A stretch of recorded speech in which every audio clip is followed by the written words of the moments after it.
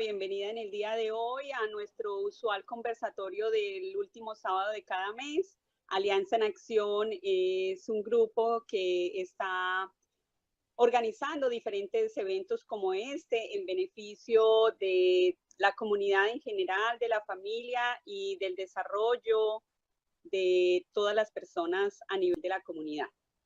Hoy tenemos el tema de padres y la comunicación con los hijos adolescentes, un tema bastante candente en nuestras familias. Muchas de ellas tienen adolescentes en su casa y les gustaría conocer algunos tips que les pueden mejorar esa comunicación en medio de su hogar, que a veces se vuelve un poco tensionante. Tenemos para el día de hoy dos de nuestras panelistas que forman parte de Alianza en Acción. Les damos la bienvenida a nuestra querida Gladys Ochoa, que es Master Coach en Programación Neurolingüística, autora, conferencista de liderazgo y de temas en desarrollo personal. Es su fuerte. Bienvenida, Gladys.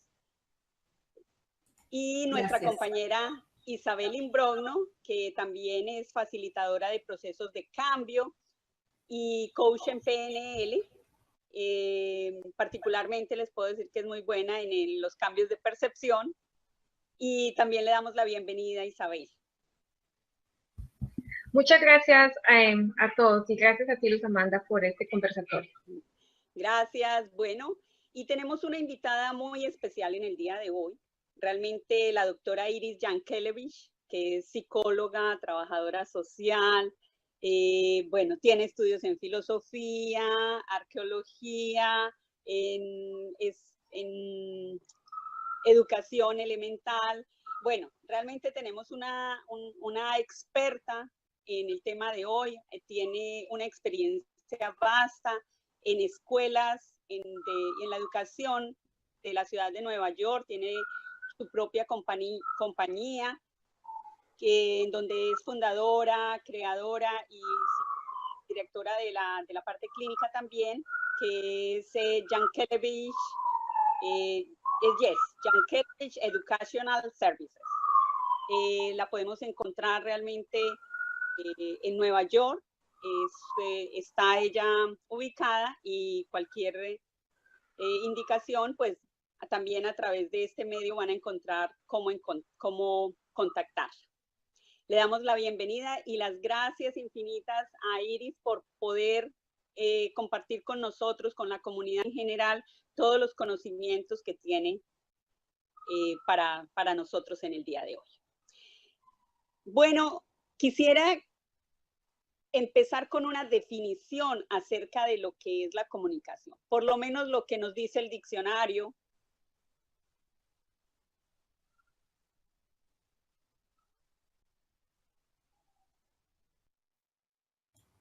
Bueno, Luz Amanda se nos cayó, tenemos la seguridad que ella va a regresar, ahí está, justo, adelante. Gracias. La comunicación es la actividad consciente de intercambiar información entre dos o más participantes con el fin de transmitir o recibir significados a través de un sistema compartido de signos o normas semánticas. Pero eso suena como muy complicado y quisiéramos que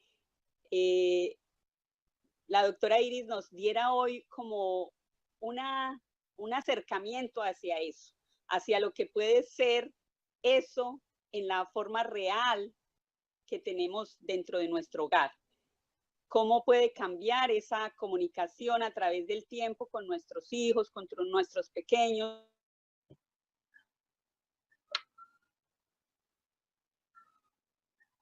He tenido muchos alrededor mío y he participado de esa educación a través de esos tiempos.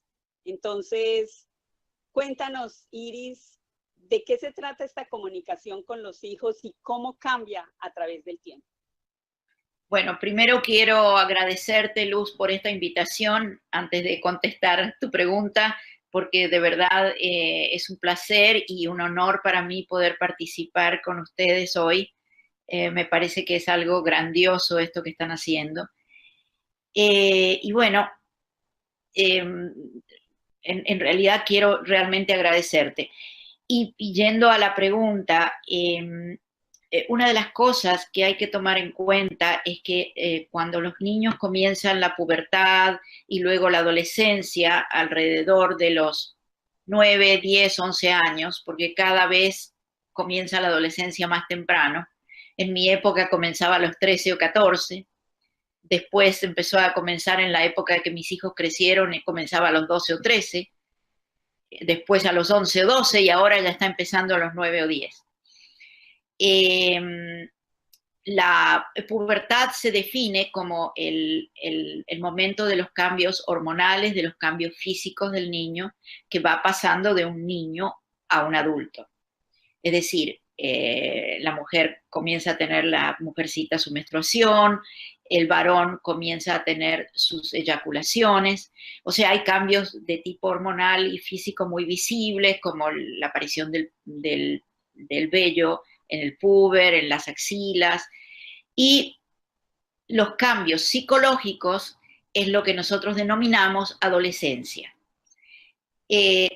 Los cambios físicos sería la pubertad, los cambios emocionales sería la adolescencia. Entonces comienzan alrededor de los 10, 11 años. Entonces la comunicación que se venía manejando de una manera hasta esa edad con nuestros hijos tiene que empezar a cambiar, y el cambio lo tenemos que iniciar nosotros los padres. Es decir, ¿por qué tiene que empezar a cambiar? Porque el niño psicológicamente empieza a tener una serie de necesidades que no tenía antes. Por ejemplo, el niño comienza a tener necesidad de privacidad, entonces empieza a decir cosas como no me toquen mis cosas, a cerrar la puerta del cuarto, no intervengas, quédate afuera, o sea, la necesidad de la privacidad. El niño empieza a tener necesidad de confidencialidad, entonces la mamá tiene que tener mucho cuidado, la mamá o el papá, de no hablar con la hermana o con una amiga por teléfono y decir, ay, no sabe lo que le pasó a mi hija esta mañana o a mi hijo ayer. Eso para un adolescente es mortal, que esa confidencialidad de algo que está pasando, sea lo que sea, la mamá o el papá lo lleve o lo hable con otras personas. El niño empieza a tener necesidades, por ejemplo, de entenderse a sí mismo, de conocerse, de saber quién es. Comienza un momento de una búsqueda de la identidad, quién soy yo. El niño ya no quiere ser más la prolongación de mamá o de papá, quiere ser él. Entonces comienza la rebeldía, porque es una forma de encontrarse a sí mismo. Si yo hago las cosas como mamá me dice, estoy siendo una prolongación de mamá. Si la hago como yo quiero, estoy siendo yo. Un poco así es la idea.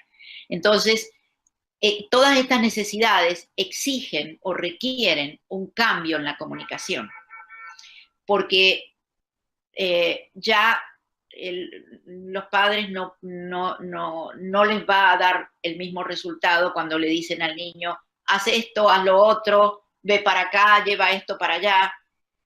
El niño empieza a sentir la necesidad de manejar su tiempo, entonces se siente, le molesta cuando le dicen que haga algo, le molesta cuando le piden que ayude, le molesta, porque está como, yo quiero hacer las cosas en mi tiempo y a mi manera y en mi forma y cuando yo quiero. Y bueno, y todo esto genera una cantidad de conflictos y de situaciones cotidianas que es importante que la mamá y el papá lo puedan manejar. Y para manejar este tipo de situaciones, teniendo en cuenta que el niño, por ejemplo, quiere hacer las cosas y ser dueño de su tiempo, entonces en vez de decirle, quiero que hagas esto ahora, que a lo mejor cuando era niño uno se lo podía decir y el niño lo hacía, ahora uno tiene que decirle a lo mejor, mira, necesito que hagas esto, o es importante que hagas esto. ¿Lo puedes hacer ahora? Si no puedes ahora, dime cuándo lo puedes hacer. Uno hace una pregunta y le pregunta si lo puede hacer, si lo quiere hacer, si lo puede hacer ahora, si lo puede hacer más tarde, que se comprometa a cuándo lo va a hacer. Y si el niño no se compromete, entonces la mamá tiene que decir, bueno, esto es importante que lo hagas ahora por esto, por esto, por esto, por esto. Hay que empezar a explicar más, a dar más razones, por qué es necesario, por qué es importante, que a lo mejor cuando el niño era pequeño no era tan necesario dar explicaciones o decir el por qué, pero cuando el niño ya comienza la adolescencia, es importante que entienda las razones que están detrás de lo que uno le dice o de lo que uno le pide. Empiezan los problemas con los límites. Los adolescentes no tienen límites, ellos quieren todo a su manera, en el momento que quieren. Bueno, entonces hay que empezar a manejarse con los límites de otra manera. Hay que ser muy firmes con los límites con un adolescente y el adolescente sigue empujando los límites porque quiere más, quiere más, quiere más, quiere más libertad. Entonces hay que darle poquito a poco un poquito más de libertad, pero siempre y cuando cumpla y haga las cosas en la forma que uno considera que es correcto. O sea, por ejemplo, tienes que estar acá de vuelta a las 6 de la tarde. Llegó a las 6:30, no.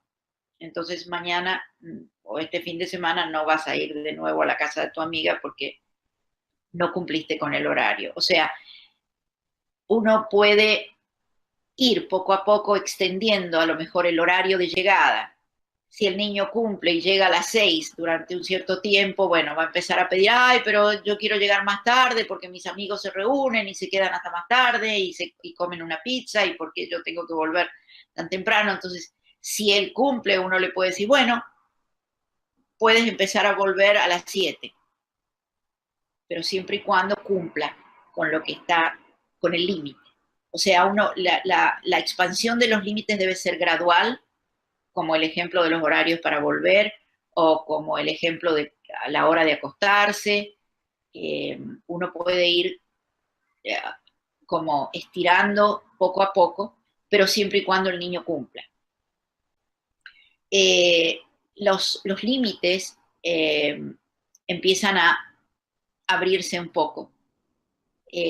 Los horarios para acostarse a dormir, los horarios para llegar, el empezar a salir con amigos sin papá y mamá o sin algún adulto, empezar a ir solos con algún amigo o amiga a algún lado. Todas estas cosas tienen que ser reglamentadas a partir de que el niño cumpla con lo que se ha comprometido. Y hay que aprender a hacer contratos. Cuando el niño es pequeño uno no hace contratos, cuando ya llega adolescente sí hace contratos. Bueno, el contrato es que tú llegas a tal hora, entonces la próxima semana te dejo ir de nuevo.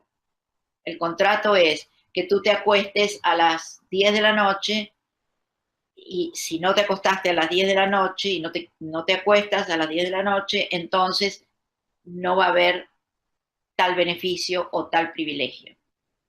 Es decir, todo tiene que empezar a ser un poco más bajo contrato, porque eso desarrolla la responsabilidad del adolescente, desarrolla el comprometerse con otros, desarrolla como el deseo de cumplir con lo que dice, empieza la palabra a tener valor. Es decir, todas estas cosas se vuelven muy importantes en la adolescencia cuando durante la infancia nada de esto, digamos, era necesario, o por lo menos no con esta intensidad. No sé si hay alguna pregunta, me pueden interrumpir en cualquier momento. Yo sigo hablando. Sí, sí, está muy bueno, estoy tomando nota porque justo yo tengo un adolescente de 15 años, así que está muy, muy interesante. Ajá. En este país en donde vivimos y cada vez en más países se vuelven más multiculturales, donde hay personas de todas partes y cada quien tiene como sus normas y sus reglas. Por ejemplo, aquí se usa mucho que entre los niños vayan a amanecer a la casa del otro niño. Para nosotros los hispanos somos un poco como más reacios a eso, sin embargo, pues hay que ceder también un poco. Claro. Pero a veces se va volviendo como costumbre, como hábito, como que ellos van formando esos grupos para dormir en casas de amigos. ¿Qué consecuencias puede haber en esas idas a dormir a las casas de otros niños? Bueno, A veces son un poco relajados y tienen otras culturas, entonces, ¿cómo conciliar con esos temas? bueno, yo considero que antes de dejar al niño ir a dormir a otro lado, uno primero tiene que saber quiénes son los padres, quién es la familia, tiene que hablar con esos padres, tiene que saber que hayan adultos, que van a haber adultos que van a monitorear qué está pasando. Uno tiene que hablar con esos padres y asegurarse de que realmente el niño va a ir a dormir ahí, va a estar ahí y de alguna manera queda bajo la responsabilidad de esos padres.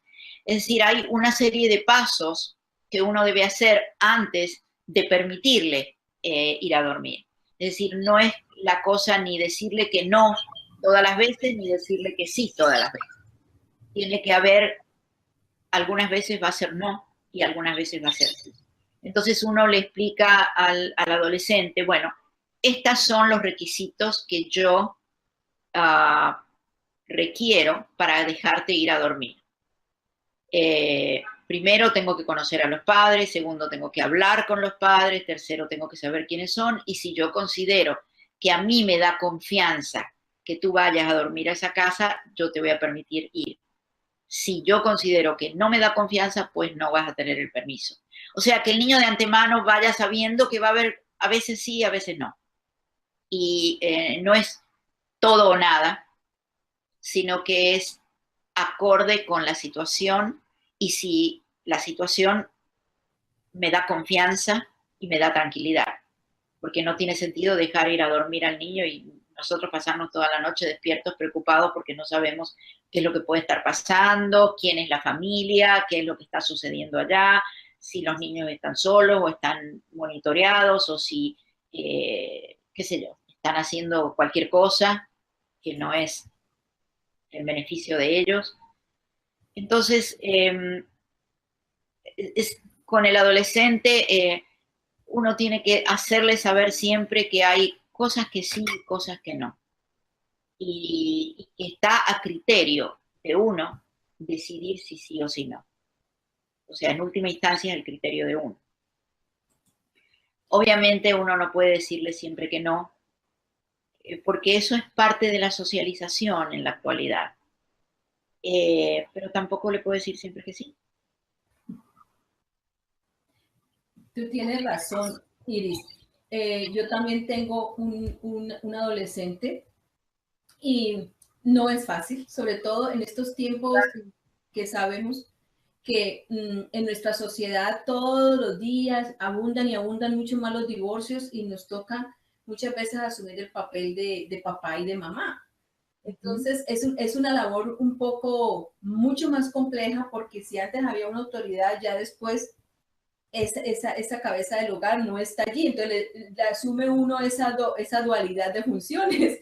Y claro, empiezan estos muchachos en las escuelas, la influencia de los amigos, de los medios, de tanto el internet, tanta cosa que hay, y de verdad que lo que nos compartes acerca del proceso de la pubertad, de la rebeldía, de todo eso, estabas hablando y sentía yo haber vivido todo ese proceso. Claro. Hay un punto aquí que yo quería preguntarte es, ¿cómo nosotras, por ejemplo, yo soy divorciada y tengo mi hijo adolescente? Bueno, ya él está entrando en los 17, ya entró a los 17 y vivimos mi mamá y yo.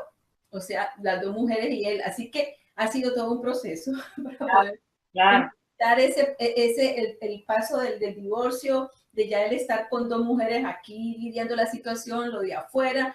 Sin embargo, ¿cómo uno como mamá y papá hace para lidiar con todo esto que ellos traen tan pesado, tan fuerte de afuera, que a veces no sabe uno ni cómo reaccionar? Bueno, depende cuáles son las cosas que trae, porque obviamente, como tú dices, la diversidad cultural hace que los niños estén en contacto en la escuela con niños de diversas culturas, diversos, que tienen diversos valores, diversos principios, diversas maneras de hacer las cosas. Y entonces el niño puede venir a la casa y decir, bueno, ¿y por qué a mí no me permites esto si a mi amigo sí lo dejan o a mi amiga sí le permiten? ¿Y por qué no esto y por qué lo otro si a fulanito le dan el dinero y por qué tú a mí no me lo das? O cosas de este tipo. Yo creo que es importante tener varias conversaciones con el adolescente con respecto a este mundo que vivimos con la multiplicidad cultural y hacerle saber que cada familia tiene sus valores y su manera de ver las cosas y que a él le tocó nacer en esta familia y esto es lo que él tiene que continuar y seguir, o sea, no es, no es algo que él pueda traer valores de afuera y querer que esos valores se implanten en la casa, sino que en la casa hay unos valores y él tiene que respetarlos, por lo menos mientras sea menor y viva en esa casa. Es decir, esos puntos tienen que quedar muy claros para que el niño no se confunda y crea que él puede modificar los valores, las ideas, los principios, las cosas con las que se rigen en la casa. Claro que uno tiene que ser un poco también flexible, escuchar. La comunicación siempre es ida y vuelta, no puede ser en una sola dirección. Entonces, hay padres que a veces vienen y me dicen, oh, yo me comunico muy bien con mi hijo, yo le hablo y le hablo y le hablo y le hablo. Yo le digo, bueno, hablarle no es solamente, eso es una vía de comunicación. La otra vía es escuchar. Entonces, tiene que estar las dos partes. Escuchar a ver qué es lo que el niño piensa, qué es lo que lo preocupa, qué es lo que quiere hacer o no hacer y encontrar algún punto de negociación. Con el adolescente es importante aprender a negociar. Es decir, bueno, ok, yo te permito esto, pero entonces esto sí, pero esto no. Por ejemplo, si viene el niño y dice, yo me quiero poner un aro en la lengua, entonces uno puede preguntarle por qué es lo que le gusta de eso, le puede decir que busque información sobre los riesgos de ponerse un arete en la lengua, las infecciones, y decirle, bueno, una vez que tengas toda la información, volvemos a conversar. Y a lo mejor uno puede llegar a decidir, bueno, ok, no te voy a aceptar el aro en la lengua, pero sí te dejo ponerte un aro en la oreja. O sea, como que uno puede negociar, esto no, pero te permito esto. De manera de que el joven sienta que todo se puede hablar y que a lo mejor no consigue todo lo que quiere, pero puede conseguir otras cosas también. O sea, porque en la vida todo es una negociación, y uso la palabra negociación no en un mal sentido, sino en un sentido de intercambio, en un sentido de esto no, pero esto sí, no te acepto esto, pero te acepto esto.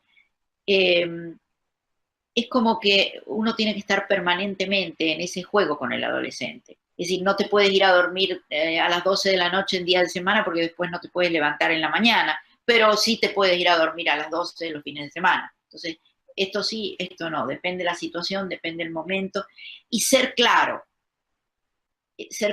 con las cosas que uno transmite, y tratar de mantener también las cosas que uno dice. Porque si uno le dice, bueno, no te puedes ir a dormir a las 12 de la noche en día de semana porque a la mañana vas a tener sueño para ir a la escuela, pero resulta que si un día vienen visitas y yo estoy ocupada con las visitas y no me doy cuenta y el niño se quedó levantado hasta la 1 de la mañana, va a decir, ¿pero cómo? Ayer porque estabas ocupada y estabas entretenida, me dejaste que me duerma a la 1 y ahora me decís que me tengo que dormir a las 12. O sea, uno tiene que ser bastante consecuente con las cosas. Cuando uno dice algo, tratar de cumplirlo, porque esas son cosas que los jóvenes valoran. el que uno cumpla, el que uno no ponga reglas y las cambie y las modifique, porque entonces eso confunde y entonces ya no sabe lo que está bien y lo que está mal, y lo que es bueno y lo que no es bueno. Entonces uno tiene que ser bastante riguroso y claro. Sí, de hecho esa es una de mis armas más poderosas, el de cumplir con lo que le prometo y a su vez decirle a él que cumpla con lo que promete. Justo hay un comentario del público que nos dice que la autora cita que a los adolescentes hay que darles más razones del porqué de las cosas, pero resulta de que esas razones no son válidas para ellos. Y bueno, dice que cómo hacer acuerdos o contratos, lo acaba de mencionar, pero sí quería mencionar la pregunta o el comentario de la persona del público. Sí, lo que pasa es que las razones, uno las puede, cuando uno le da las razones, uno puede también dar esas razones en función del joven o de la niña. O sea, si las razones son en función, por ejemplo, no hagas esto porque a mí me va a dar un ataque al corazón. Eso no es una razón. No hagas lo otro porque tu papá se va a enojar. Eso no es una razón. Es decir, cuando digo de hablar razones, son razones lógicas que el niño las puede entender. Es decir, no hagas esto porque mira las consecuencias. Puede ser esto, esto, esto y esto otro. O sea, uno puede explicarle buscando también cuál es el beneficio o el no beneficio para el niño. Hay que recordar que los adolescentes atraviesan una etapa sumamente egocéntrica. Todo es yo, y lo que a mí me pasa, y lo que yo siento, y lo que yo quiero, y lo que a mí me gusta. Entonces, hay que tratar de, cuando uno le da las explicaciones o las razones, siempre buscar de qué forma esas razones o eso le beneficia o no al niño. Porque es una etapa de justamente ese egocentrismo y ese egoísmo sucede porque el niño está buscándose a sí mismo y porque está buscando su propia identidad. Entonces, en esa etapa es saludable porque es parte del proceso de crecimiento y de maduración. Entonces uno siempre tiene que buscar cuál es el beneficio para el niño o cuál es el no beneficio, para que sea más fácil que entienda las razones. Iris, hay una cosa que a mí me inquieta y es esa relación de las abuelas ahora que es tan común. En este país la mamá trabaja mucho y la abuela se queda con los nietos, hace parte sí, muy fuerte dentro de su formación, dentro de su educación. Y muchas de las abuelas son un poco alcahuetas con ciertas cosas y tienen muchas diferencias con sus hijos o hijas en ese planteamiento de la educación. ¿Cómo mejorar esa parte de comunicación también con la abuela y sus hijos y sus nietos? Es una combinación ahí bien importante en este momento, Bueno, tú has tocado un punto sumamente importante, porque es verdad, hay muchísimas abuelas que se están haciendo cargo de sus nietos porque las madres trabajan, los padres trabajan. En ese caso, la comunicación con esa abuela es sumamente importante porque si la abuela, como tú dices, es alcahueta y hace cosas contrarias a las órdenes de la mamá o del papá, tapa al niño en cosas que el niño hace para que mamá o papá no se enteren, o le permite cosas que mamá o papá no permite, eso va, es una cosa que es contraproducente para la disciplina, para poner límites, para orientar al niño. Entonces hay que tener una serie de conversaciones sucesivas con esa abuela y hacerle ver a esa abuela que tienen que ponerse de acuerdo sobre qué cosas se permiten y qué cosas no, y qué cosas se dejan pasar y qué cosas no.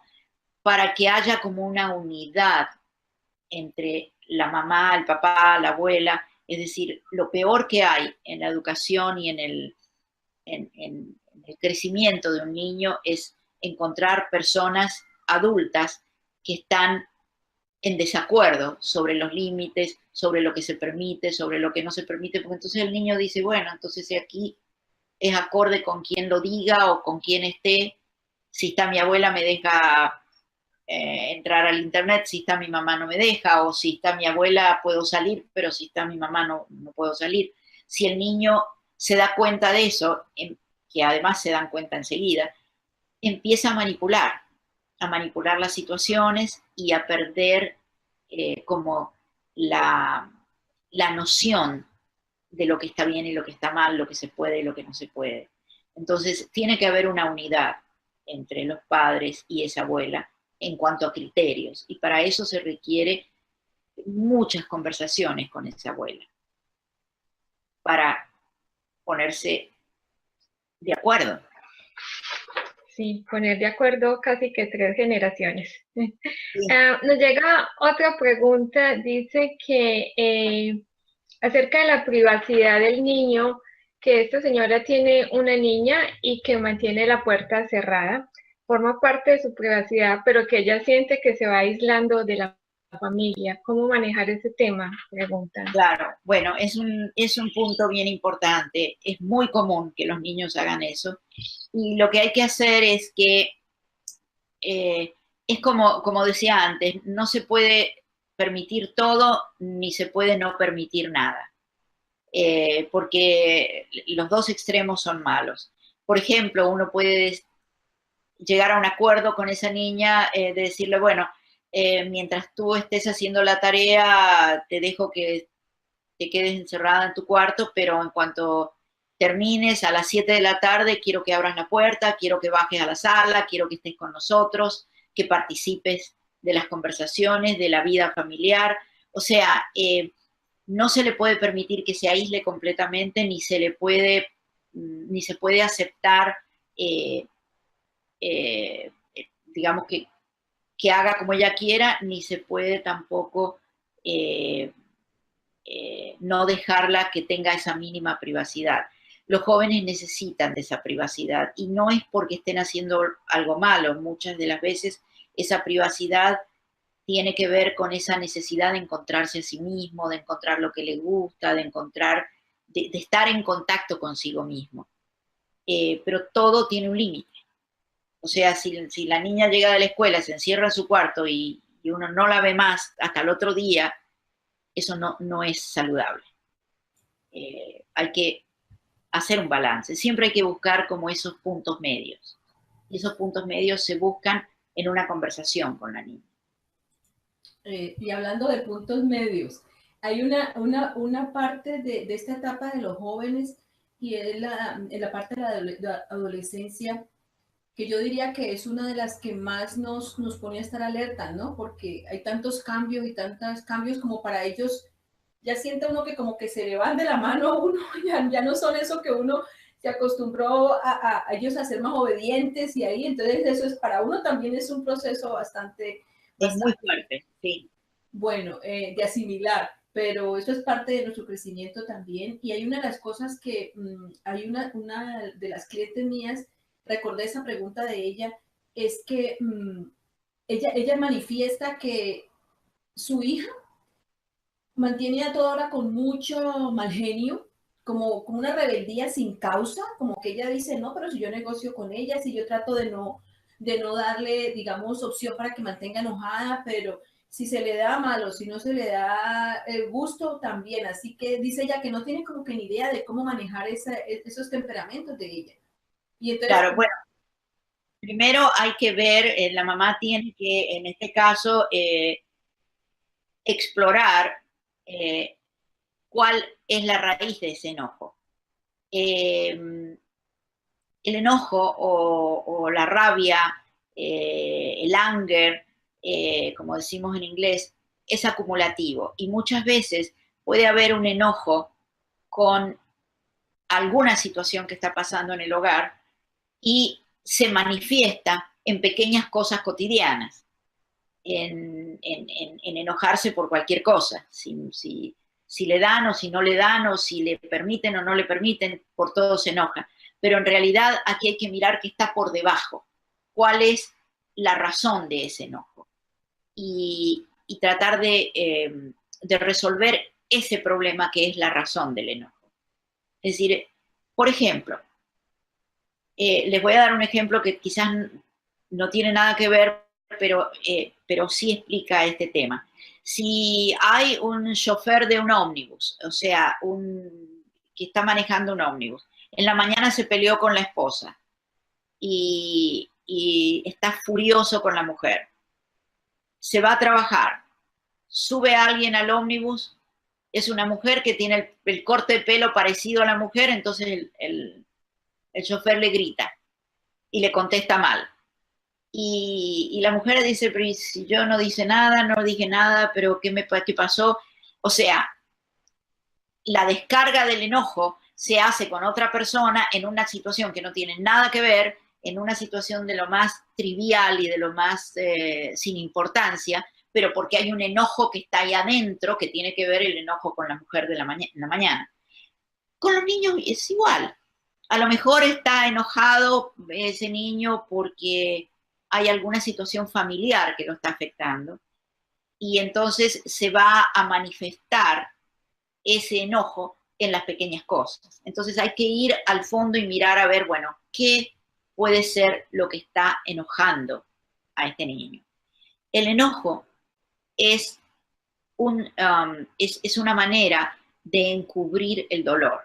Sí, cuando hay mucho dolor, sale en forma de enojo. Entonces hay que ver cuál es el dolor, qué es lo que le está doliendo a ese adolescente que está generando ese enojo generalizado, digamos, que se enoja por todo. Es decir, cualquier cosa se transforma en un disparador, en un trigger, como se dice en inglés, para descargar el enojo. Pero no es esa la razón. No se debe resolver haciendo o no haciendo esto, sino que se debe resolver buscando un poquito más abajo a ver qué es lo que está generando ese dolor que se está manifestando como un enojo hacia cualquier cosa. Para una acotación a esa partecita, también esos enojos pueden ser producto, digamos, de los cambios hormonales, ¿cierto? Bueno, los cambios hormonales por sí mismos no es que produzcan enojo. Tiene que haber alguna situación que produce el enojo, y con los cambios hormonales se exacerban. Es decir, los cambios hormonales exacerban emociones. Puede ser de enojo, puede ser de depresión, puede ser de tristeza, puede ser de alegría, depende. Pero la emoción está por debajo. Los cambios hormonales solamente exacerban lo que está dentro, lo que está pasando adentro.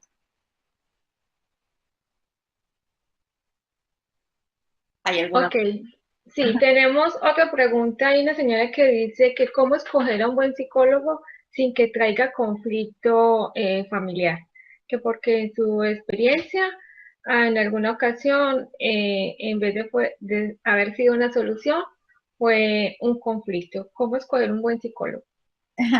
Bueno, primero habría que saber cómo es que en vez de una solución fue un conflicto, porque a veces hay conflictos que están un poco velados, y al ir a un tratamiento psicológico, esos conflictos salen a la luz. Entonces la persona puede decir, ay, me trajo un conflicto, y en realidad es simplemente un conflicto que estaba ahí latente y que no se estaba manifestando, y al empezar a abrir las puertas y las ventanas, todo sale, empiezan a salir cosas que estaban a lo mejor un poco tapadas. Eso es una posibilidad. La manera de elegir un buen psicólogo es, por un lado, buscar alguna persona que le dé a uno la seguridad de que está entendiendo lo que uno está diciendo, de que hay lo que se llama rapport, que es esa como conexión emocional. Y por otro lado, hay que evaluar obviamente si la persona tiene experiencia y también cómo uno se siente, porque en definitiva eso es lo que nos va a dar la respuesta. Si uno se siente cómodo, si uno se siente comprendido, si uno se siente que le están dando soluciones, si uno se siente que le están resolviendo cosas o lo están ayudando a resolver cosas, o no. Es como todo, si uno va a un médico cualquiera, si uno ve que uno se está mejorando y se mejora, uno dice, ah, bueno, qué bueno, el tratamiento que me dio está muy bueno. Y si uno va al médico y sigue estando igual o peor, obviamente ese no es un buen médico. Es decir, siempre ser la mamá no significa, no es sinónimo de tener siempre la razón. ¿cómo? Significa siempre tener la razón.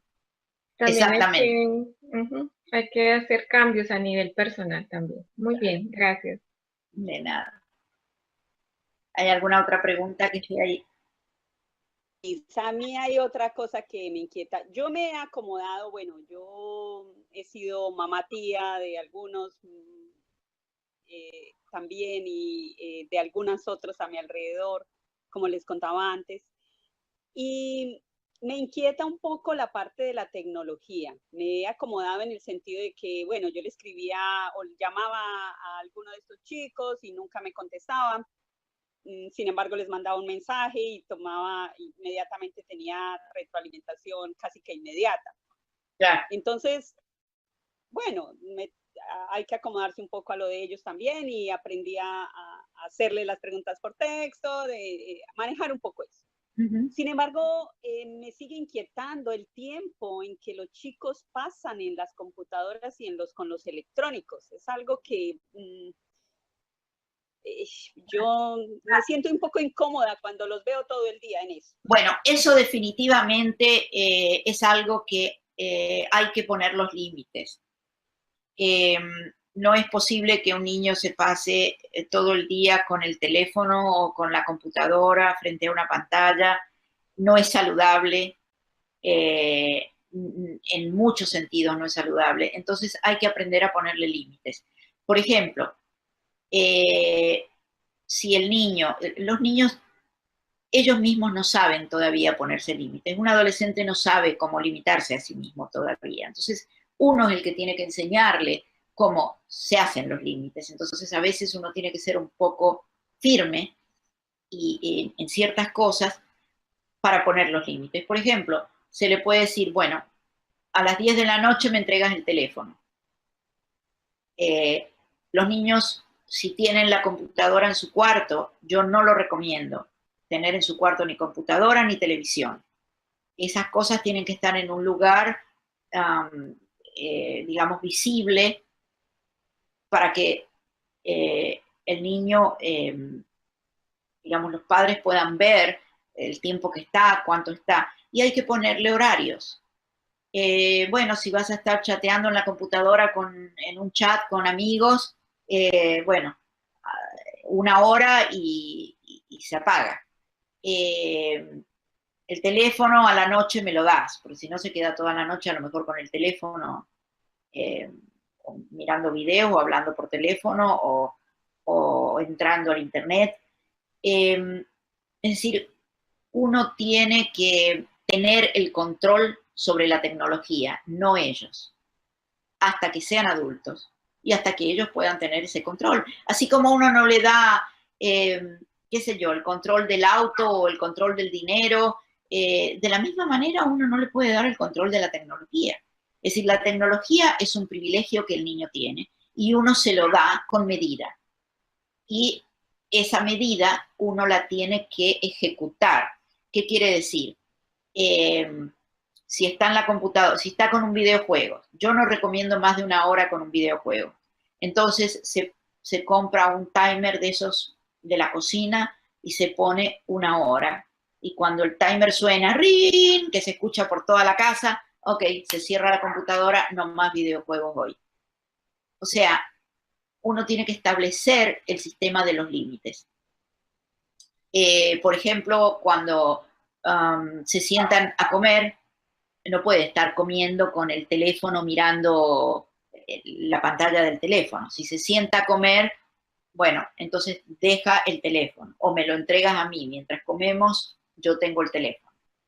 De manera de que uno no solo le dice cuál es el límite, sino que uno lo ejecuta. Porque si uno lo dice y nada más, si uno dice, no, no uses el teléfono, no mires el teléfono cuando estamos comiendo, va a seguir mirando el teléfono.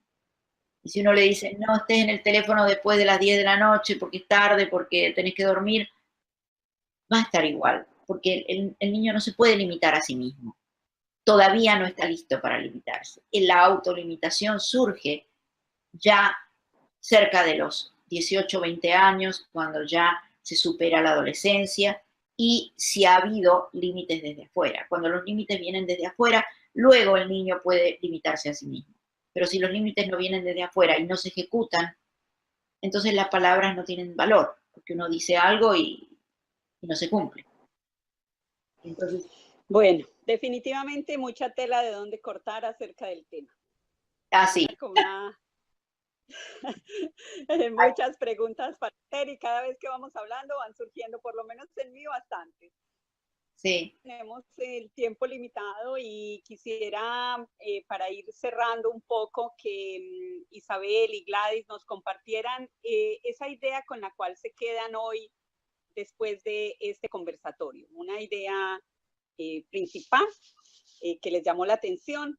Y al final tú, Iris, por favor nos haces como una conclusión, que es como la mágica tuya, esa frase con la cual nos podemos quedar para tenerla cerca y poder manejar un poco la parte con nuestros adolescentes. Sí. A ver, Isabel, por favor. Pensando en algo para terminar, porque son un montón de cosas. Sin embargo, me gusta el término de acompañar a nuestros adolescentes a formarse límites, porque es un acompañamiento de que ellos se vayan entrenando. Muy bien. Y referente, sí, a la comunicación, asegurarnos que ellos se sientan escuchados, aunque no signifique acceder a todos sus deseos. Muy buena tu conclusión. A mí me gustó muchísimo escuchar, por ejemplo, diferenciaciones entre la manera como nos comunicamos, cómo establecemos esas diferencias de comunicación y de llegar a ellos con una comunicación mucho más asertiva, cómo los ayudamos a ellos mismos y nosotros nos involucramos en esa ayuda, en ese crecimiento, para que ellos vayan forjando confianza en su mismo proceso, en ellos mismos y en nosotros como los líderes de ellos. Bueno, gracias, Isabel y Gladys. A ver, Iris, ¿qué nos puedes yo retomando un poco lo que las dos dijeron, que me pareció muy acertado. Yo diría que somos nosotros los padres los que tenemos que bajar al nivel del adolescente para entenderlo acorde con sus necesidades, con sus deseos, con su personalidad, y no pretender que ellos sean los que suban a nuestro nivel y funcionen como robotitos a partir de nuestras órdenes o nuestras indicaciones, sino que tiene que haber una cosa muy fluida de comunicación, de flexibilidad, de límites, de escuchar, de decir y explicar.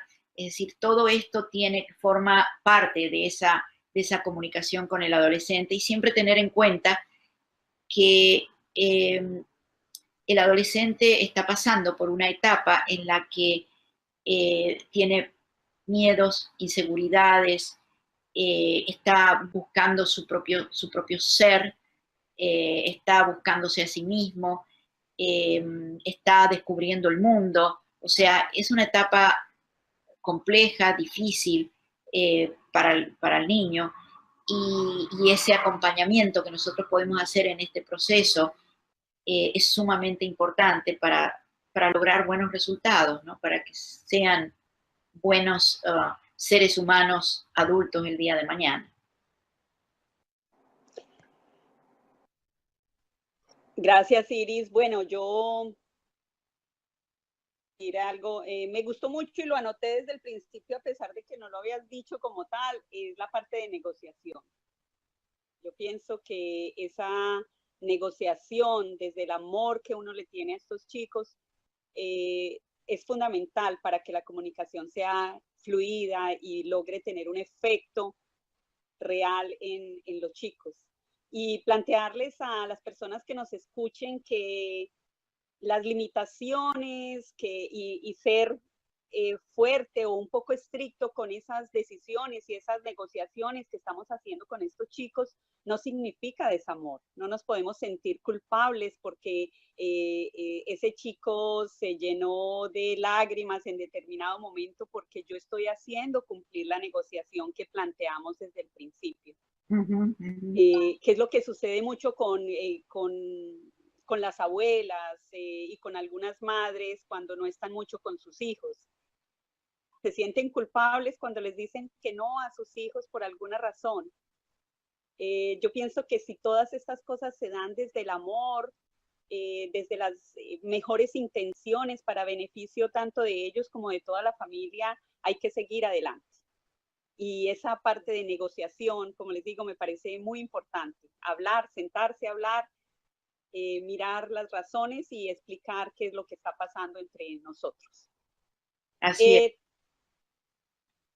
Te reitero las gracias, mil y mil gracias, Iris, por compartir esto tan fabuloso, todos estos tips tan fabulosos con nosotras, con toda la comunidad, con todos nuestros oyentes. Estamos aquí con Alianza en Acción para seguir continuando con este tipo de temas y encontramos personas maravillosas como tú que nos apoyan en este proceso. Y vamos a seguir adelante. ¿Cómo no? Decía Luz Amanda al principio que Iris tiene un lugar, una oficina o un consultorio donde las personas que están en el área triestatal y por alguna razón tienen la oportunidad de buscarte, la información la van a encontrar debajo del video. No sé también ella qué disponibilidad tiene o algo así para que sea consultada en algún momento dado. Bueno, las personas pueden dirigirse a mi teléfono. El teléfono, tengo una oficina en Queens y una oficina en Manhattan. En Manhattan, más que nada para las personas que vienen de Manhattan o de Brooklyn o de New Jersey, y en Queens para las personas de Long Island y de Queens. Y el teléfono es 718-896-5615. 718-896-5615. Ahí se van a comunicar con una secretaria, que es la que atiende el teléfono, y entonces de ahí pueden pedir para hablar conmigo o pueden pedir una cita si quieren una consulta. Y bueno, la secretaria va a buscar los horarios y va a buscar la forma de que podamos encontrarnos y tener algún encuentro. Con muchísimo gusto. Nosotros en las dos oficinas recibimos prácticamente todos los seguros, casi todas las insurances, los seguros de salud. Así es que estamos disponibles para las personas que quieran. No estoy yo sola en estas oficinas, yo tengo un grupo de psicólogos y psicoterapeutas y consejeros y psiquiatras que trabajan ahí mismo y que formamos un equipo interdisciplinario para poder trabajar con los distintos problemas y las distintas situaciones. Paulo, gracias a Iris por aceptar esta invitación. La verdad que es una bendición poderla tener y nuestro deseo es que las personas que nos escuchen tomen una idea, un tip, algo, una esperanza que pueda ser de bendición en el momento en que cada uno de nosotros nos encontremos, por las razones que sean. Así que gracias por tu aporte a la comunidad y a todos. Muchas gracias. De nada, un placer.